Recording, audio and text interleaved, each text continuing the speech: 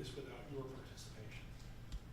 And we know that you will pay attention to the evidence that is presented and do your job as instructed by the court. This case is not about speculation, it's not about suspicion, it's not about assumptions, it's about proof. Whether the state of Florida can prove beyond a reasonable doubt that this was a premeditated first-degree murder. They cannot. What you will hear in this courtroom is a tragic story. A tragic story about too much alcohol on the part of Miss Green and Mr. Butler, tempers that were flaring, a series of chaotic events that spiraled out of control. But what you will not hear is any credible, reliable evidence that this defendant planned, intended, or carried out a deliberate killing.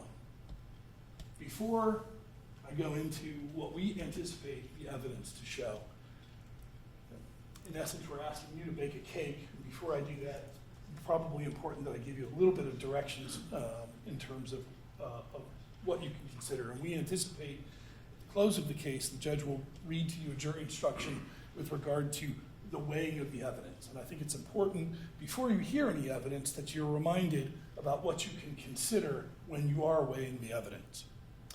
It is up to you to decide what evidence is reliable. You should use your common sense in deciding which is the best evidence and which evidence should not be relied upon in considering your verdict. You may find some of the evidence not reliable or less reliable than other evidence. You should consider how the witness acted as well as what they said. Some things that you should consider are: did the witness seem to have an opportunity to see or know the things about which the witness testified? Did the witness seem to have an accurate memory? Was the witness honest and straightforward in answering the attorney's questions? Did the witness have some interest in how the outcome should be decided?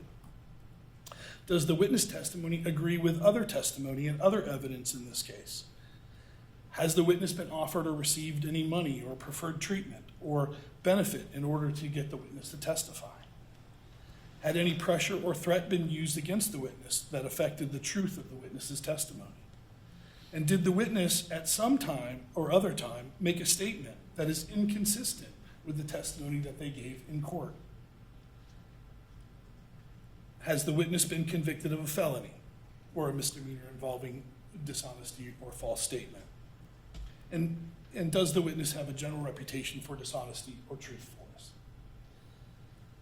Whether the state has met its burden of proof does not depend on the number of witnesses that are called or upon the number of exhibits that are offered, but instead upon the nature and quality of the evidence presented. The fact that a witness is employed as a law enforcement officer does not mean that his or her testimony deserves more or less consideration than that of any other witness. Expert witnesses are like other witnesses, with one exception. The law allows and permits an expert witness to give his or her opinion. However, an expert's opinion is only reliable when given on a subject about which you believe them to be an expert. Like other witnesses, you may believe or disbelieve all or any part of an expert's testimony. It is entirely proper for a lawyer to talk to witnesses about the testimony the witness would give if called to the courtroom. The witness should not be discredited for talking to the lawyer about their testimony. And you may rely upon your own conclusion about the credibility of any witness. A juror may believe or disbelieve all or any part of the evidence or the testimony of any of the witnesses. Let's start with what we actually know. We know there are 3 locations that are involved in this particular case. The first location, and you're going to hear the whole testimony with regard to the Bay Run apartments. They're flat, 2-story apartments. There's separate units. For a square rectangular unit, there's 4 units per building, 2 upstairs, 2 downstairs. connected by a very long and narrow stairwell. It's about 14 steps from top to bottom, and when you walk down the stairwell, you can touch both sides. And that turns out to be very critically important in this case.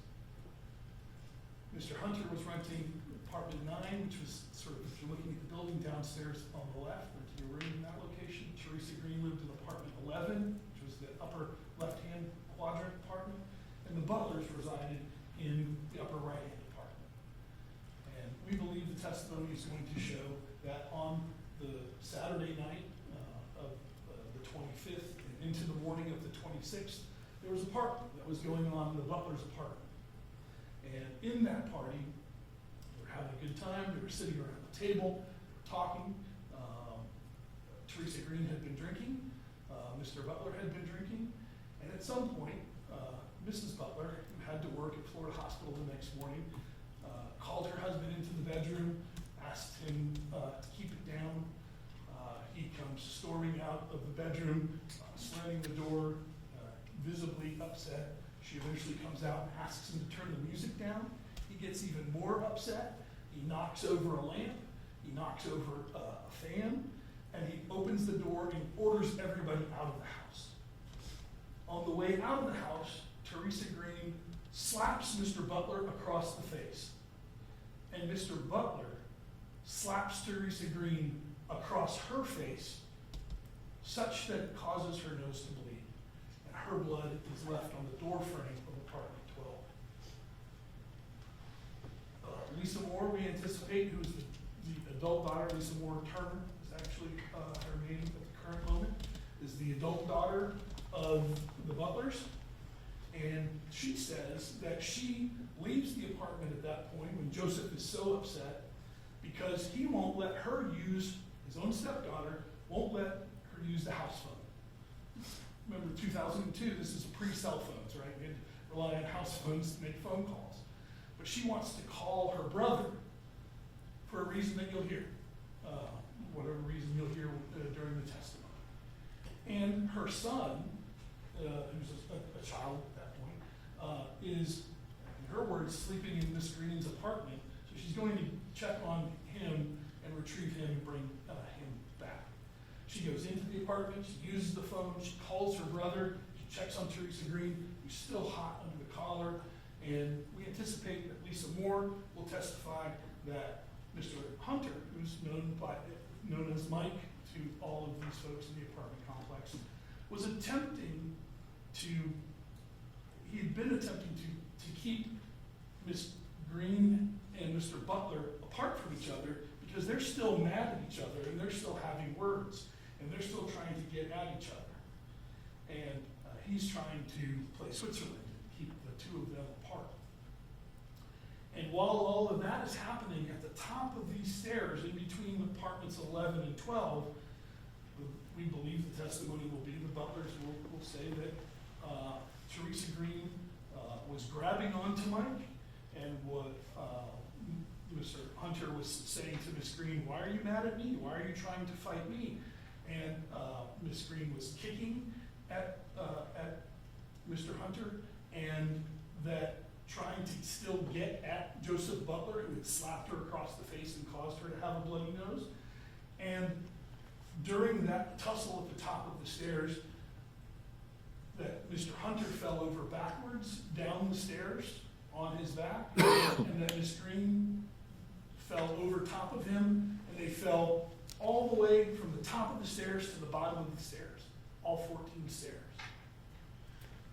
We believe Lisa Moore will testify that she saw all of that take place and happen, and that she saw that happen, and that she saw Miss Green get back up, and that Mr. Hunter got back up, and that they went back up into apartment 11. Miss Moore will say that she got her son, it's 2:30 in the morning now, she brought her son down to her car, down at the bottom of the stairwell of the apartment, placed her son in that car, and that she went back and forth, up and down the stairs. She knocked on the door trying to use the phone again, presumptively to call her brother again. And at that point, Mr. Hunter came to the door and said, Miss Green is trying to calm down. Now is not a good time to come in. and that she then went back into her stepfather and mother's apartment. And as she was going back and forth, she waited at the bottom of the stairs. Her brother eventually arrived at 3 o'clock. There was another neighbor that they were actually talking to at the bottom of the stairs, and she said she knocked at the top of the stairs again, but no one answered. And that was the last time that she saw Theresa. The other location that we're talking about factually that we believe the testimony will come out is that testimony will come out that that Theresa Green's vehicle was found in Sanford, Florida, which is about 15 miles from the location of the apartments. Remember, these apartments are on the corner of Parr and I-4, flat top roofs right there at that location. If you've ever taken that western on-ramp to I-4 from Parr, that's the location. Those apartments are right there at that location.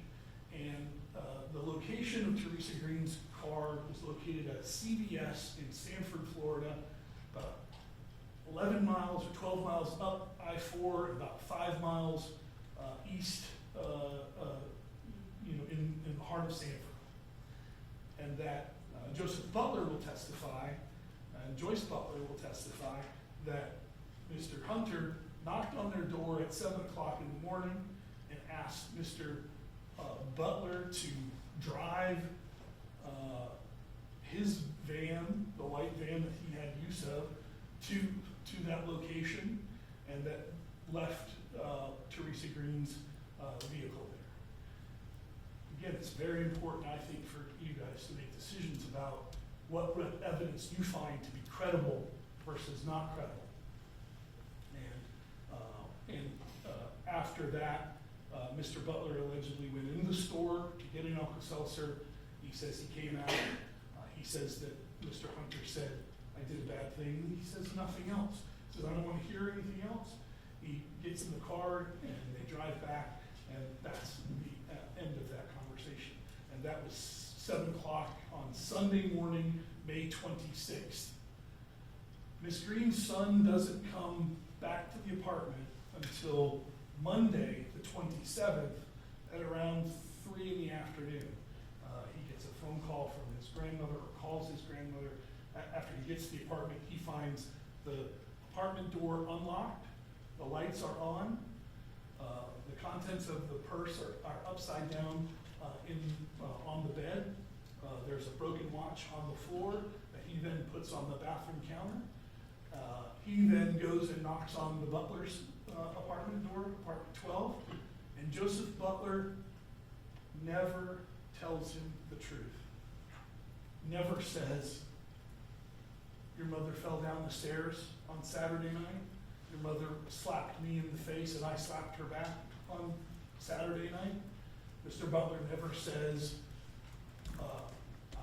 "Mr. Hunter asked me to drive and follow your mother's vehicle to Sanford." He never says any of that to the middle school age child of Mrs. Green who came back from spending the weekend at a friend's house. It's not until later that evening, when the police arrive at the location, that the Butlers then decide that they're going to talk to the police or cooperate with the police. So during all of this, Joseph Butler Sunday morning never calls the police. Sunday afternoon never calls the police. Monday morning never calls the police. Lisa Moore never calls the police on Sunday morning, on Sunday afternoon, on Monday morning, on Monday afternoon. Mrs. Butler never calls the police on Monday morning or Sunday morning or Sunday afternoon or Monday morning or Monday afternoon.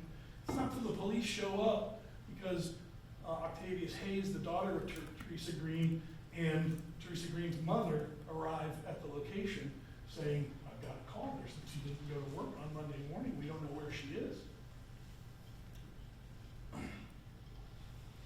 The other location that we're talking about is in Texas, Houston, Texas. And the van that Mr. Hunter had access to or driving to is found burnt in a location on the line of the city of Houston and Harris County, which is the county of Houston is in. You'll hear testimony from an arson investigator that will say that the vehicle was burnt out, but the arson investigator will say, never took any samples from inside the vehicle, didn't pull any DNA or fingerprints, have no idea when it actually burnt, knew where the fire started, had no idea what the accelerant was, couldn't tell you if Mrs. O'Leary's cow kicked over a lantern in the back of that van and started a fire. And that there's no beneficial evidence or no evidence linking Demorris Hunter to that van, to that fire, or to that location. You'll also hear forensically from the experts in this case that the Oldsmobile that Ms. Green drove, where unfortunately, again in this tragic story, her body was found in the backup, that there's no DNA that links Mr. Hunter to driving that vehicle. There's no fingerprints on the trunk of that vehicle. There's no fingerprints on the steering wheel or on a door handle or a window or anything that links Mr. Hunter to that location.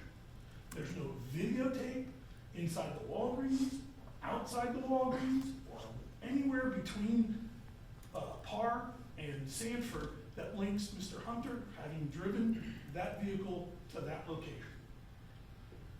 And you'll hear forensically from the City of Orlando forensic experts that there is nothing that links Mr. Hunter forensically to harming Mrs. Green in any way. Not his DNA transferred onto her, not any DNA in the apartment, not a fingerprint on anything with the exception of some dishware in the kitchen, which would indicate that he had been in the apartment previously socially and had either touched a bowl or touched a coffee cup.